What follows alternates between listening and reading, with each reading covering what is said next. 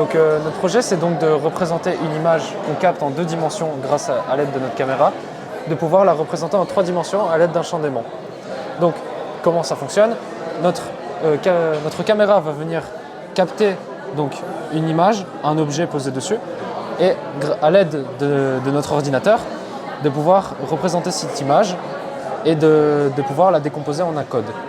Donc notre logiciel Python va servir en fait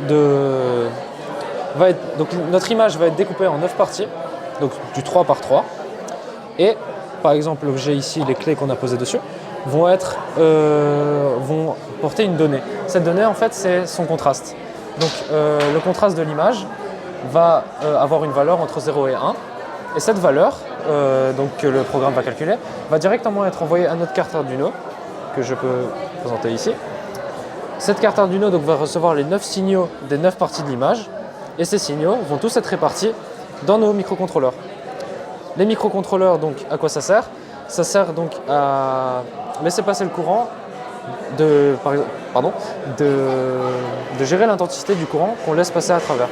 Donc nos microcontrôleurs sont connectés à notre carte Arduino, mais aussi à notre alimentation, qui est un générateur.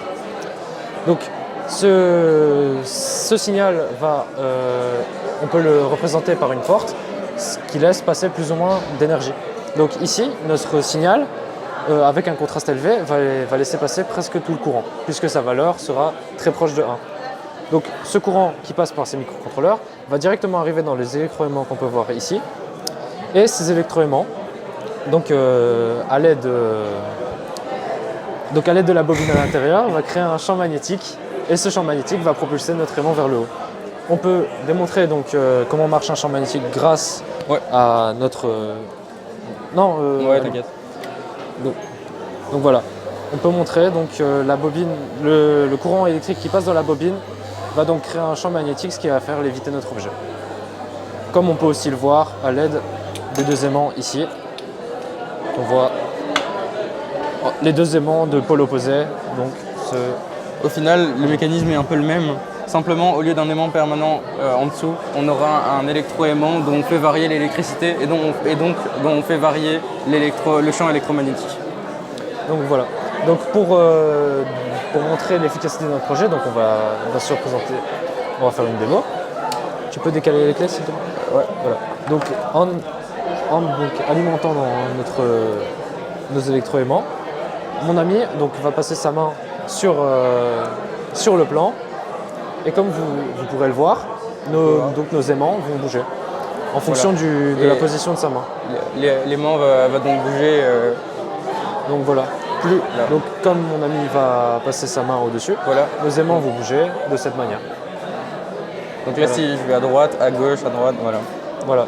Et donc à l'aide de la caméra du début qui va donc nous aider à fixer, qui va nous aider à projeter cette image en 3 dimensions, on va pouvoir, à l'aide du courant et du signal qu'on reçoit, pouvoir projeter notre image. Alors, comment on a eu l'idée? Je vais t'essayer d'expliquer. J'ai eu l'idée quand j'étais seul chez moi. Donc j'ai eu l'idée quand j'étais seul chez moi pendant la crise du coronavirus, et que tous les appels vidéo que je faisais étaient seulement en 2 dimensions, et je me suis demandé comment rendre mes appels plus réalistes. Et donc simplement, premièrement, je n'avais pas forcément pensé aux électroaimants, mais ensuite, après réflexion, c'est un très bon moyen d'y parvenir. Donc voilà, d'où le titre de notre projet, Trainicals. Et vous allez aussi nous demander à quoi ça peut servir. Bien sûr, on a 2 hypothèses. Ça pourrait aider les personnes malvoyantes ou bien aveugles à traduire du braille, donc traduire un texte d'internet grâce à notre programme et pouvoir le représenter grâce à notre système en braille, ou bien pour des professeurs ou des étudiants, représenter un schéma, au lieu d'avoir simplement un schéma en photo, pouvoir le représenter devant nous, et que les étudiants puissent pouvoir avoir un côté ludique de l'éducation. Par exemple, pour appliquer dans notre cours de chimie, nous voyons la construction d'un atome, ou en chimie, et en bio, la construction d'un noyau, ce genre de choses, eh ben, pourquoi pas pouvoir les représenter grâce à notre projet, ce qui pourrait donner du coup un côté ludique à l'apprentissage et pouvoir nous donner vraiment une idée en 3 dimensions de notre projet et des choses qu'on veut représenter.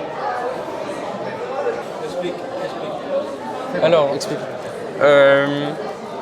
Simplement, en actionnant d'un coup et en prenant d'un coup un champ magnétique,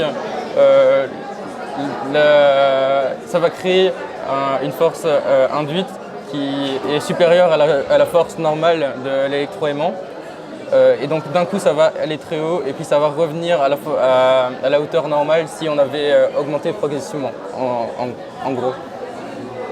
Donc si je fais ça, voilà, et puis ça redescend.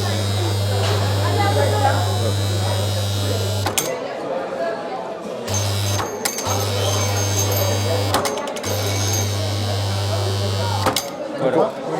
Encore une fois.